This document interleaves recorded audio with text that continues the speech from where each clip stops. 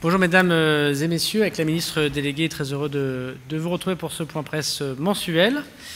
Évoquer d'abord la lutte contre le terrorisme et l'islam radical. Je veux dire que dans ce moment particulier que la France connaît, des contrôles autour du Covid, la menace terroriste reste extrêmement forte et nos services de renseignement et de police et de gendarmerie extrêmement mobilisés. D'abord aussi dans les contrôles et fermetures des lieux de culte dits séparatistes, le jour même où, avec la ministre déléguée, nous allons poursuivre le débat autour de la loi proposée par le président de la République au Sénat. 89 lieux de culte soupçonnés de séparatisme ont été donc contrôlés et font ce suivi quasiment particulier par les services. 25 ont été fermés au jour où je vous parle, dont 13 à la suite des contrôles de ces derniers jours, de ces dernières semaines. C'est un montant important de lieux contrôlés et je devrais souligner que pour l'instant, ils sont contrôlés sur la base des ERP, c'est-à-dire des sujets d'urbanisme, et qu'en attendant la loi séparatisme, nous avons des moyens supplémentaires de contrôle et de fermeture. Ces 13 à la suite de contrôles d'IURP sont fermés pour plusieurs départements, 2 en Moselle, à Bouzonville et à Forbach, 2 dans les Bouches-du-Rhône, à Marseille, 1 dans le Puy-de-Dôme, à Thiers, 1 dans le Rhône, à Villeurbanne, 3 en Seine-Saint-Denis, près Saint-Gervais, Sevran et Neuilly-Plaisance, 2 dans le Val-de-Marne, Villeneuve-Saint-Georges, Vitry-sur-Seine, 3 dans le Val-d'Oise, Montamy, Goussainville et Villiers-le-Bel. Un lieu de culte a été fermé pour lien avec une activité terroriste, c'est le cas de la mosquée de Pantin dans le 93. Et comme je m'y suis engagé, le préfet rencontrera très prochainement les nouveaux dirigeants de l'association cultuelle cette semaine en vue d'une ouverture la plus rapide possible pour les musulmans de la commune de Pantin, en remerciant d'ailleurs l'association cultuelle, les élus, notamment monsieur le maire de Pantin, qui a compris la demande du ministère de l'Intérieur. Et il s'agit donc de pouvoir raccourcir le délai que nous avions pris afin que les musulmans de la mosquée de Pantin puissent retrouver évidemment leur lieu de culte. Enfin, un lieu de culte a été fermé dans le cadre de procédures judiciaires. C'est le cas ou administratif en Seine-Saint-Denis, à Bobigny. Et par ailleurs, 10 autres lieux de culte soupçonnés de séparatisme sont à ce jour fermés à la demande du ministère de l'Intérieur pour des raisons de crise sanitaire et de non-respect des gestes barrières. Après les contrôles sur les lieux, les contrôles sur les personnes, et notamment le suivi et l'expulsion des étrangers en situation irrégulière qui sont inscrits au FSPRT, soupçonnés donc de radicalisation. Je t'avais évoqué sur les 231 étrangers en situation irrégulière inscrits au FSPRT, tous ont été expulsés, assignés à résidence ou placés en centre de rétention administrative ou incarcérés ou mis en hôpital psychiatrique. Et sur la même période, 185 nouveaux étrangers en situation régulière ont été comptabilisés au FSPRT, soit qu'il s'agisse de nouvelles personnes qui ont été détectées sur le territoire national suite aux très nombreux contrôles des GED demandés par les préfets de la République, soit qu'il s'agit, et c'est la majorité, de gens qui avaient un titre de séjour régulier que nous avons dégradé, devenant irréguliers sur notre sol et toujours inscrits au FSPRT et qui doivent être évidemment exclus du territoire national. Au total, donc, 147 ont été expulsés du territoire national, 90 placés en assignation à résidence ou en rétention administrative, 10 en hôpital psychiatrique, en hospitalisation sous contrainte, et 42 personnes ont été incarcérées. C'est évidemment des chiffres tout à fait importants et je remercie l'ensemble des services de renseignement et de police et de gendarmerie de procéder à ce travail. Nous continuons d'ailleurs dans un esprit, malgré le Covid, très constructif avec les partenaires étrangers, un échange d'informations et d'expulsions tout à fait important. Je laisse la parole à Madame la ministre déléguée désormais pour parler des CLIR. Merci Monsieur le ministre de l'Intérieur. Je voudrais rappeler que les CLIR sont donc les cellules de lutte contre l'islamisme et le repli communautaire et qu'elles mobilisent autour des préfets dans tous les départements l'ensemble des services départementaux en articulation étroite avec le procureur de la République pour mieux passer au peigne fin les différents établissements et mieux lutter concrètement pied à pied contre les foyers séparatistes. Sur l'ensemble du territoire, 101 cellules de lutte contre l'islamisme et le repli communautaire sont déjà installées. 100% des départements sont aujourd'hui équipés d'une CLIR en métropole. Pour le mois de février 2021, je veux vous dire que 793 contrôles ont été effectués auprès de structures dans le cadre des alertes relevées autour du travail mené par les CLIR. Nous allons donc comptabiliser à ce jour 41 fermetures d'établissements accueillant du public également pour cette période. Et c'est un total de 370 525 € très précisément qui ont été redressés dans le cadre des contrôles qui sont effectués par la CAF et avec les services de Bercy. Notre ligne, elle est très claire et c'est toujours la même. Pas 1 € d'argent public pour les ennemis de la République. Ça veut dire pas de subvention vis-à-vis de ces organisations, et c'est le travail que nous allons mener avec le projet de loi pour conforter les principes républicains, et notamment le contrat d'engagement républicain qui va permettre de mieux contrer d'éventuels financements à ces organisations. Mais c'est aussi le cas grâce au contrôle effectué par la CAF et grâce au redressement. C'est de l'argent public, c'est de l'argent des Français, plus de 370 000 €. C'est donc très efficace et je veux ici, au nom du ministre de l'Intérieur et en mon nom, remercier les services qui sont mobilisés à cet égard. Depuis le début de l'année 2018, date à laquelle nous avons commencé au gouvernement cette lutte contre l'islamisme et le séparatisme, je veux vous dire qu'il y a eu 21 732 structures qui ont été contrôlées et au total général des fermetures d'établissements qui étaient des foyers séparatistes islamistes depuis février 2018, eh bien nous sommes à 533 établissements que nous avons fait fermer, ce qui est colossal. En ce qui concerne les redressements et donc l'argent qui a été recouvert depuis février 2018, au global, nous en sommes à un total de 42,9 millions €, ce qui est une somme également très importante. Pour illustrer rapidement ces fermetures et vous donner quelques exemples, je voudrais vous dire que le travail des CLIR a permis à Marseille de suivre 2 mosquées qui sont suivies parmi les objectifs prioritaires selon les critères qui ont été identifiés par le ministre de l'Intérieur au titre de l'islamisme et du séparatisme et qu'elles ont donc été fermées. À Nîmes, je veux vous dire qu'une structure associative qui assurait de l'accueil collectif pour mineurs a été fait fermer compte tenu au manquement d'un certain nombre de règles. Et à Neufchâteau, dans le 88, eh bien, il y a un lieu d'accueil collectif de mineurs non déclaré qui a été découvert par les services de la gendarmerie, qui a été travaillé au niveau des cellules de lutte contre l'islamisme et le repli communautaire.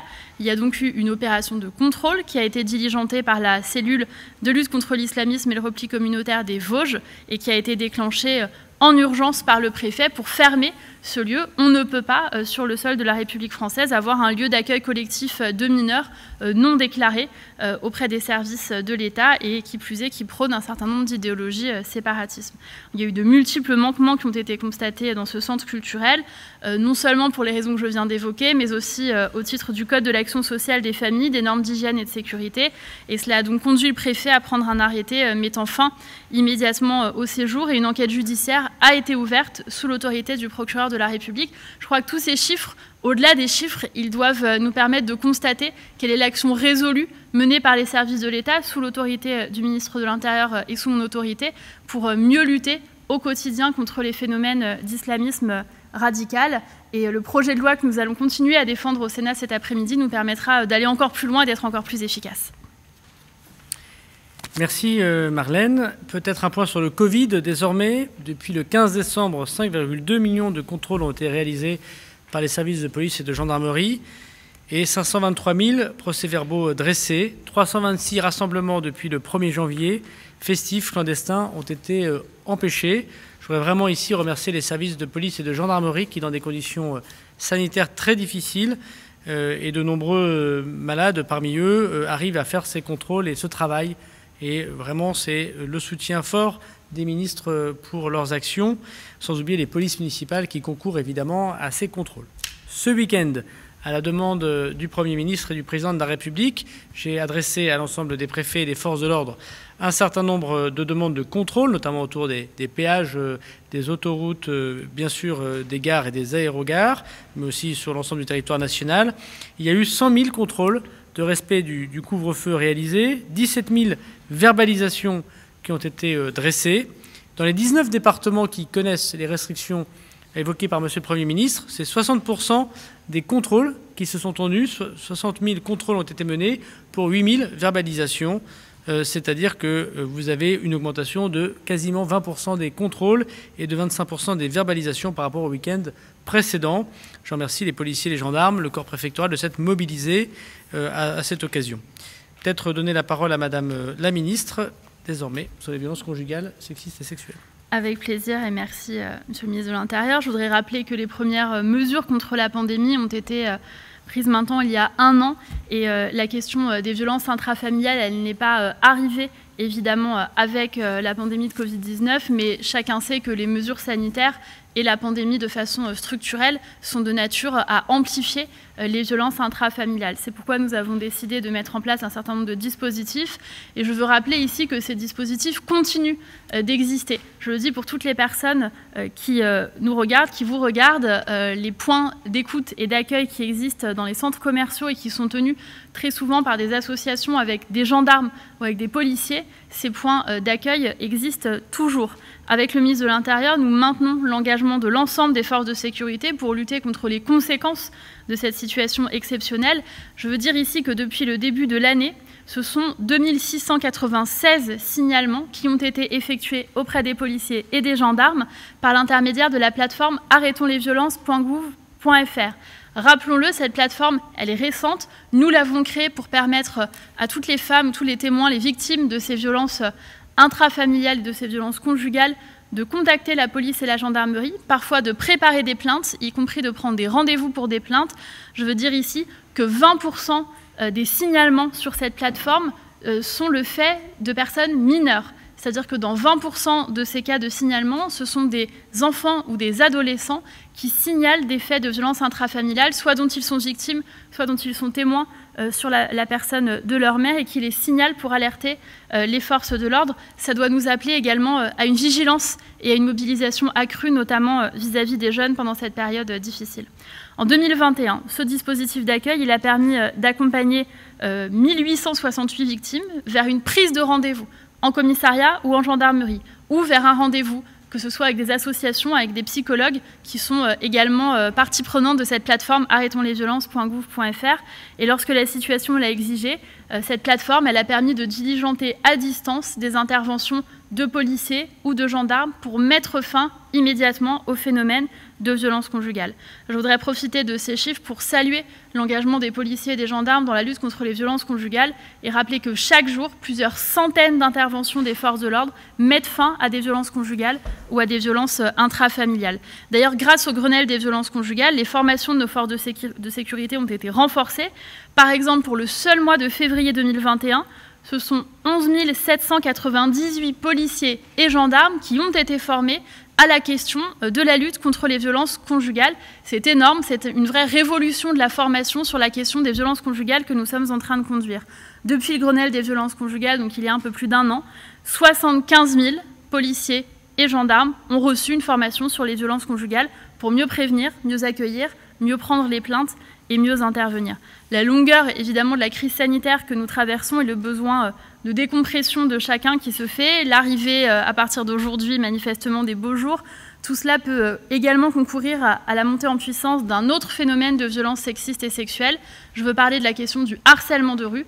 Hélas, le harcèlement de rue ne s'arrête pas avec les mesures de couvre-feu ou les mesures sanitaires. Et je veux être très claire sur le fait que nous continuons à lutter contre le harcèlement de rue puisqu'il ne s'arrête pas. Nous n'arrêtons pas non plus cette lutte.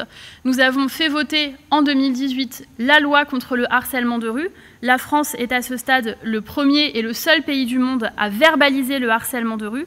Et je voudrais rappeler qu'il y a près de 3000 infractions qui ont été enregistrées par les forces de l'ordre à ce stade depuis le vote de la loi, ce qui est considérable. Je me permets de rappeler qu'à l'époque, certains nous disaient que les policiers et les gendarmes n'arriveraient pas à verbaliser le harcèlement de rue. Ces chiffres nous montrent qu'il y a un véritable engagement. Lutter contre le sexisme, c'est aussi garantir à chaque femme la liberté de marcher librement dans la rue, d'aller et venir sans être importunée, comme on l'a dit à l'époque, ou harcelée. Et enfin, Monsieur le ministre de l'Intérieur, pour conclure, je veux rappeler que ce soit dans la rue ou à la maison, en cas de danger, qu'on soit victime ou témoin, il faut immédiatement appeler le 17 ou bien envoyer un SMS au 114 si l'on ne peut pas parler.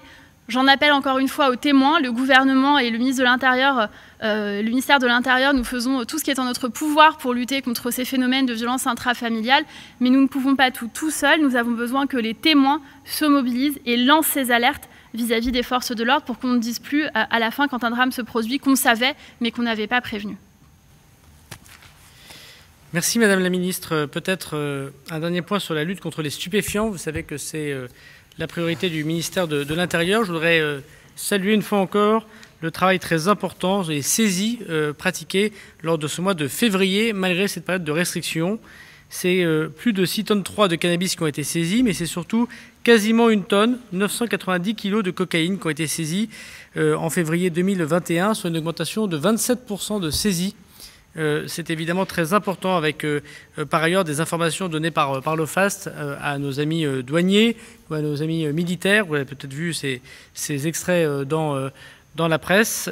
C'est évidemment un point très important que c'est saisi en augmentation très forte de cocaïne qui s'accompagne bien sûr d'affaires marquantes. J'ai voulu mettre un point aujourd'hui sur les affaires dites de Go Fast.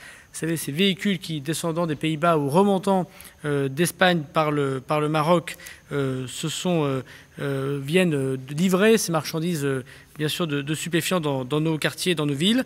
Je voudrais souligner 9 affaires marquantes de GoFast qui ont eu lieu ces 10 derniers jours. Et elles ont permis, ces 9 opérations de police et de gendarmerie, la saisie de quasiment 2 tonnes de cannabis, et de 46 kilos d'héroïne ainsi que de cocaïne. Ces affaires marquantes montrent à quel point les choses sont difficiles pour les interventions, toutes quasiment armées, des fusils à pompe, des pistolets, des centaines de milliers d'euros d'argent liquide. Et ces interventions ont lieu partout sur le territoire national, à Toulouse, à Perpignan, à Calais, souvent dans un cadre évidemment de renseignement international, avec la difficulté d'intervenir pour les policiers et les gendarmes pour ces refus d'obtempérer.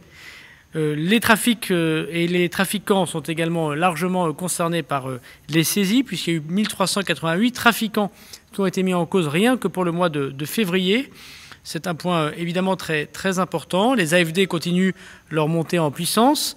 52 000 infractions ont été relevées par les forces de l'ordre et dans les 3 premiers départements restent les Bouches-du-Rhône, 5 320, la Seine-Saint-Denis, 4 624 et 2 519 dans le Nord. Je voudrais d'ailleurs dire qu'une nouvelle AFD, une nouvelle amende forfaitaire délictuelle sera aux mains des policiers et des gendarmes dès le mois d'octobre avec une occupation illicite des halls d'immeubles. Vous savez, cette incrimination pénale inventée par le ministre Sarkozy, mais qui avait bien du mal à exister pour trouver des témoignages, notamment par les personnes qui subissent le véritable milice de la part des trafiquants de stupéfiants. Le fait que les policiers et les gendarmes, dès le mois d'octobre, pourront mettre cette amende pénale directement, inscription au casier judiciaire, comme l'amende forfaitaire de consommation du cannabis, permettra évidemment une action plus forte des services de police de tranquillité dans nos quartiers. Ce qui me permet d'ailleurs d'évoquer les opérations points de deal qui se multiplient. Elles ont été multipliées par 3 depuis notre dernière conférence de presse, puisque c'est 1067 opérations qui ont démantelé des points de deal qui ont été menées sur l'ensemble du territoire national. Le premier département concerné par l'action de la police est la Seine-Saint-Denis, pour 276 opérations dans le seul mois de février, 255 dans le département du Rhône, 251 dans le département du Nord et plus de 140, dont les 3 quarts à Marseille, dans le département des Bouches-du-Rhône. Ces opérations ont mené à 1888 interpellations et la saisie de plus de 2 tonnes de cannabis. J'ai donc évoqué le fait qu'un tiers des saisies de cannabis viennent des opérations point de deal organisées depuis un mois par le ministère de l'Intérieur, a permis la saisie impressionnante de 138 armes et de 3 millions d'euros d'avoirs, ce qui en fait évidemment des chiffres particulièrement évocateurs suite à la cartographie des points de deal. Je voudrais d'ailleurs rappeler que sur moncommissariat.fr, que j'ai visité d'ailleurs à Bordeaux, les Français peuvent signaler les points de deal, les trafics, dire que grâce à ce travail très important de moncommissariat.fr, de nombreuses saisies sont désormais opérées. C'est le cas d'une saisie à Calais de 90 kg de cocaïne qui était transportée, mais aussi dans d'autres endroits sur le territoire national, puisque plus de 2051 signalements ont été signalés par les Français depuis un mois. Et je voudrais d'ailleurs le rappeler que la brigade numérique de la gendarmerie nationale fait exactement la même chose. Nous sommes à votre disposition pour répondre à vos questions.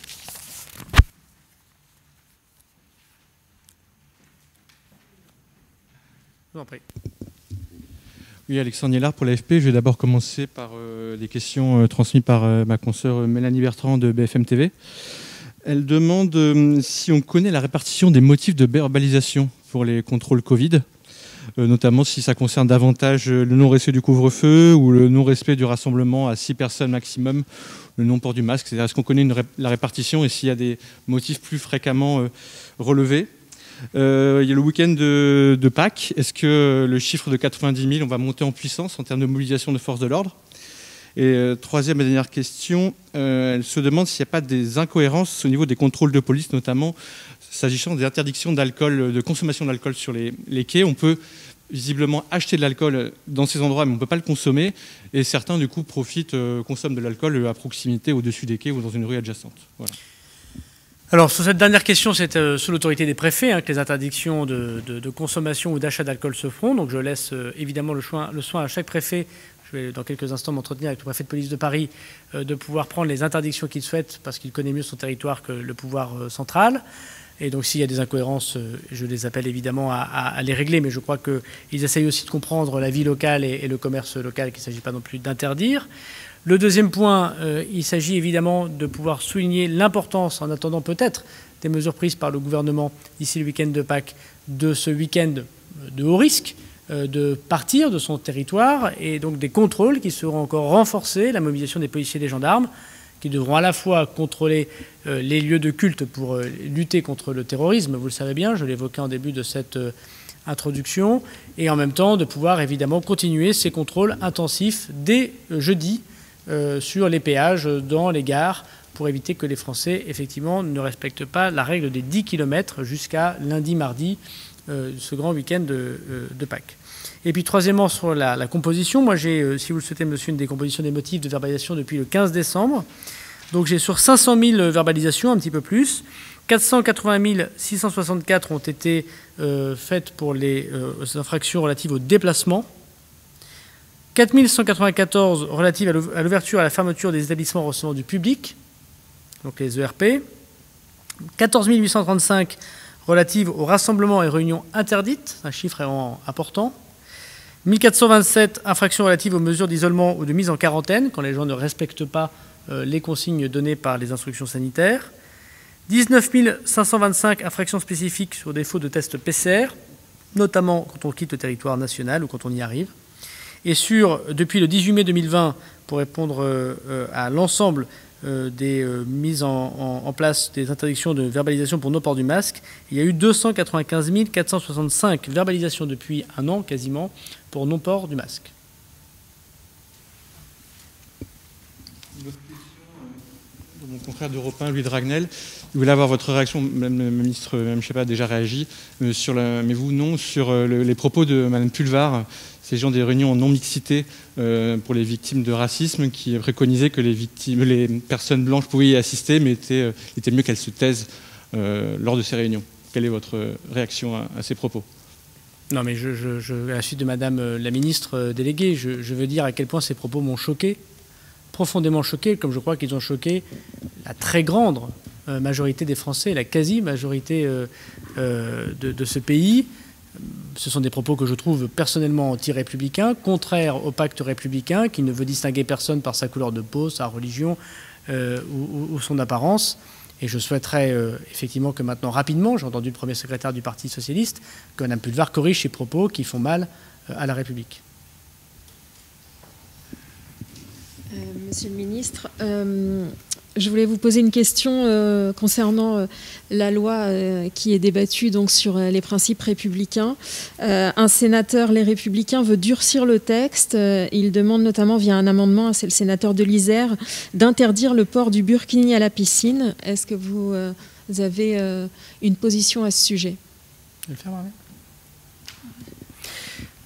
nous avons déjà eu l'occasion de dire à l'Assemblée nationale que aujourd'hui, ce texte nous paraît équilibré, mais qu'il s'enrichira évidemment du débat du Sénat. Je voudrais saluer d'ailleurs le travail des rapporteurs. Et c'est dans cet esprit constructif sur un texte qui mérite, me semble-t-il, l'assentiment général que le gouvernement va à ce débat sénatorial. Nous avons déjà eu l'occasion d'expliquer que nous sommes opposés évidemment au port des vêtements religieux dans des lieux publics, dans des piscines publiques. C'est pour ça que Mme la Ministre a porté des dispositions, notamment sur le contrat d'engagement républicain, qui empêche de subventionner des associations qui pourraient promouvoir ce genre effectivement de vêtements, qui sont souvent des provocations. Je voudrais rappeler d'ailleurs que le règlement intérieur des piscines relève des collectivités locales, et je suis évidemment très respectueux des libertés locales, et je crois que le Sénat l'est également, et que j'invite évidemment les collectivités locales à ne pas permettre des dispositions qui permettent le port de vêtements religieux dans les piscines publiques ou dans délégations de services publics, que lorsque ce sera le cas, le sénateur pourra constater que désormais la loi de la République, si la loi est adoptée telle qu'elle, nous permettrait de pouvoir déférer le règlement intérieur au tribunal administratif par le préfet. Il y a un référé laïcité qui a été mis en place par la ministre et par moi-même dans ce texte validé par le Conseil d'État, et réglerait ainsi la question que pose monsieur le sénateur, et qu'indépendamment des questions religieuses, il s'agit des questions d'hygiène et d'ordre public, et qu'il n'est pas question de permettre le port de ces vêtements, comme j'ai apporté mon soutien à la présidente de la région Île-de-France, comme la ministre déléguée, lorsqu'elle a voulu interdire le port de ce vêtement dans les bases de loisirs qui appartenaient notamment à la collectivité d'Île-de-France. Donc je crois que l'amendement de monsieur le sénateur est satisfait, mais j'invite évidemment le groupe Les Républicains, puisque ça n'a pas été le cas à l'Assemblée, dans un échange constructif, évidemment. Je viens de quitter le groupe centriste à l'instant, d'où les quelques minutes de retard, à soutenir, après amendement sans doute, mais à soutenir ce texte très important et ainsi un peu corriger l'abstention ou parfois le vote contre du seul groupe qui n'a pas voté ce texte, c'est-à-dire les Républicains, à part la France Insoumise, bien évidemment. Bonjour, David Di Giacomo, France Info. Deux petites questions. On a évoqué ce matin sur France Info la multiplication par 3 des insultes, agressions envers les élus. Donc, qu'est-ce que vous mettez en place et est-ce que c'est une tendance que vous observez particulièrement? Et puis, sur la lutte contre les stupéfiants, on sait que 2 personnes présentées comme de très gros trafiquants ont été interpellées à Dubaï le mois dernier. Est-ce que vous renforcez la coopération internationale avec Dubaï en vue d'extradition de ce type d'individus soupçonnés d'être des trafiquants de très très grande ampleur? Alors, sur ce dernier point, c'est un point évidemment extrêmement important et j'en félicite les services de renseignement, le travail de la police française et le travail des autorités étrangères. C'est le cas de Dubaï, avec qui nous avons désormais des relations de confiance, d'échange de renseignements qui permettent effectivement les prises que vous évoquez. Nous constatons d'ailleurs que de la part de certains pays, il y a des personnes qui sont des grands trafiquants français et qui mobilisent leurs moyens technologiques, parce que maintenant les trafiquants de drogue sont aussi des informaticiens, et utilisent la logistique pour pouvoir faire livrer à travers le monde, notamment par l'intermédiaire des ports-containers, de la drogue. Et évidemment, cet échange d'informations, ce qui permet ces arrestations, sont tout à fait nouveaux. Et je crois que c'est à mettre au crédit de nos échanges internationaux. Et je remercie encore une fois les autorités de Dubaï, comme je voudrais remercier les autorités marocaines, qui nous ont permis aussi extrêmement récemment de faire à la fois des prises très importantes en lien avec leur propre service de police, mais aussi d'arrestations de Français qui étaient sur le territoire marocain et qui étaient des grands trafiquants. Et par ailleurs, nous allons effectivement travailler, mais c'est sous l'autorité du ministre de la Justice, à permettre ces extraditions, parce que nous souhaitons évidemment pouvoir juger ces personnes en France. Il s'agit là, vous l'avez dit vous-même, monsieur, de très grands trafiquants qui méritent évidemment de peines, je l'espère, exemplaires. Sur le premier point que vous évoquez, qui était les agressions d'élus. Les agressions d'élus. Je voudrais remercier aussi le président de l'Association des maires de France et l'AMF, qui nous a fait un communiqué commun, comme vous avez pu le voir. On a rendu public des chiffres qui sont inquiétants d'augmentation des violences contre les élus, des violences verbales, mais des violences aussi physiques, des agressions. Il ne passe pas une semaine sans que les services de police me le signalent. Nous avons mis en place, à la demande du président de la République, beaucoup de dispositions qui rentrent en ce moment en vigueur. Le fait notamment que nous avons rentré tous les téléphones de tous les élus partout sur le territoire national, et désormais leurs appels sont prioritaires au 17 ou à la gendarmerie nationale pour permettre une intervention extrêmement rapide. Le garde des Sceaux pourra mieux me dire que moi qu'il a pris une instruction pénale pour demander de prioriser les dossiers d'attaque contre les élus et notamment de permettre que ce ne soit pas un simple rappel à la loi, mais des comparutions immédiates quand c'était possible lorsqu'il y avait des attaques contre les élus. Et je remercie le garde des Sceaux. Et nous avons à travailler, évidemment, et j'ai demandé au préfet et au sous-préfet de réunir tous les nouveaux maires, parce que nous constatons souvent que c'est aussi des agressions qui touchent les nouveaux élus, que les sous-préfets et les préfets réunissent tous les nouveaux maires qui ont été élus après les élections municipales, malgré cette période de Covid, afin de leur dire leurs droits et de leur montrer les instruments qui leur permettent d'appeler très rapidement la police, le sous-préfet de permanence, la gendarmerie, pour qu'ils ne règlent pas eux-mêmes les difficultés physiques auxquelles ils peuvent être confrontés, mais bien avoir le soutien très rapide de la police et de la gendarmerie. Pour le reste, il s'agit évidemment des faits que j'ai déjà eu l'occasion d'augmenter, des attaques contre les policiers, contre les gendarmes, contre les sapeurs-pompiers, contre les élus. C'est une attaque contre l'autorité. Il faut que nous nous rendions tous compte. Et j'espère que les services d'enquête et de renseignement nous permettront de faire baisser ces faits la prochaine fois.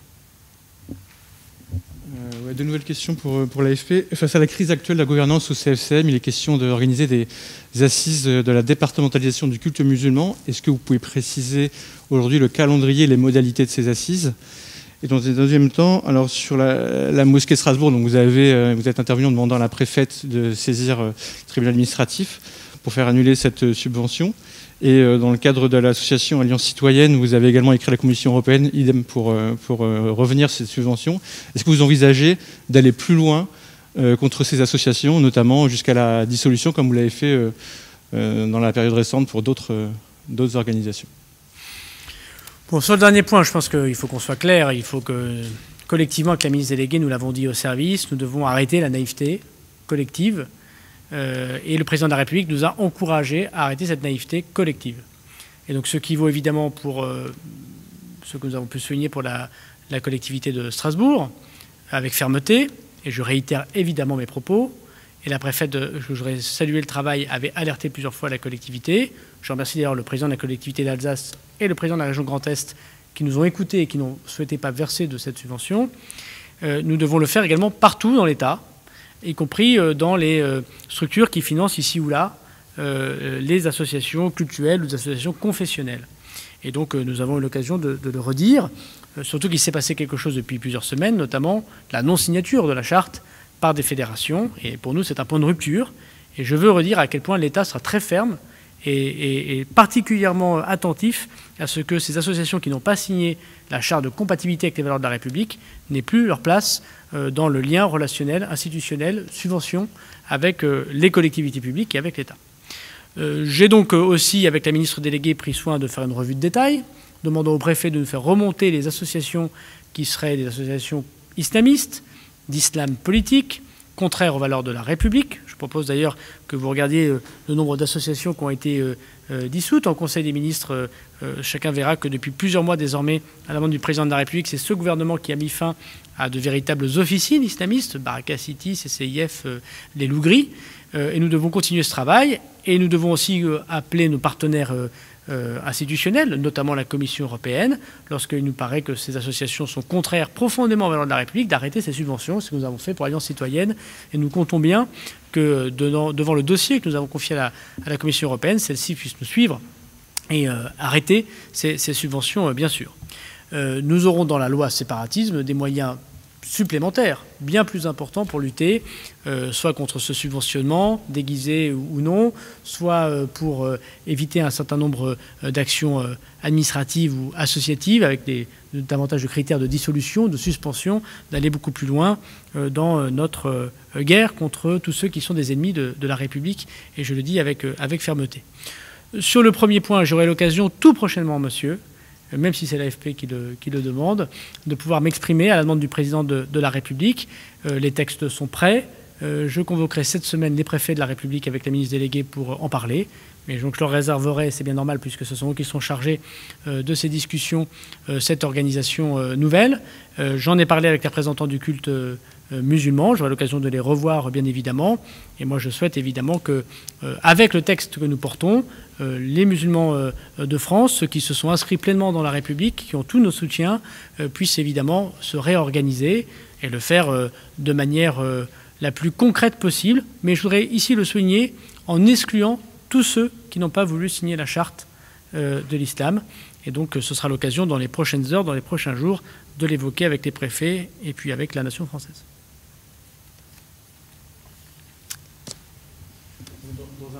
Dans un temps immédiat, pas de dissolution envisagée tout de suite, en tout cas pour Midi Gorus ou pour Alliance Citoyenne. Vous attendez le passage du PJL Non, mais je pense que ce qu'il faut bien regarder, c'est d'abord que le droit des associations est un droit qui respecte le monde associatif, parce que quand on porte un décret de dissolution, on le porte en Conseil des ministres, devant le président de la République et le gouvernement réunis, et il est validé par le Conseil d'État. Donc ce sont des dispositions extrêmement contraignantes, et c'est bien normal, puisque la liberté d'association est une liberté fondamentale. Et qu'il faut toucher cette liberté d'association avec une main tremblante. Je constate d'ailleurs que le Conseil d'État a pour l'instant suivi le gouvernement à chaque fois qu'il lui a proposé un décret de dissolution. Ce n'est pas parce qu'une association commet des choses qui sont contraires à la loi qu'elle doit être dissoute immédiatement. C'est la répétition, dit la loi, de faits particulièrement contraires aux intérêts et aux valeurs de la République qui permet la dissolution. Et donc il peut y avoir des poursuites pénales, on peut être condamné dans une association sans pour autant être dissous. C'est le Conseil constitutionnel, le Conseil d'État qui nous l'a dit. Troisièmement, avant de dissoudre une association, on peut déjà évoquer le fait qu'elle doit arrêter de trouver des subventions. Et moi je veux redire à quel point nous devons alerter tous les élus, et je le redis une nouvelle fois, solennellement, à la ville de Strasbourg, à quel point nous considérons que les subventions à cette association sont tout à fait contraires aux intérêts de la nation française, de la République, et, me semble-t-il, des musulmans eux-mêmes, puisqu'il s'agit là d'une association qui a très clairement évoqué son séparatisme avec le territoire national, avec les intérêts de la nation. Donc d'abord, j'invite les élus, j'invite la Commission européenne en ce qui concerne l'Alliance citoyenne, à couper ces subventions. On aura déjà fait un grand pas. Merci beaucoup. Bonne journée.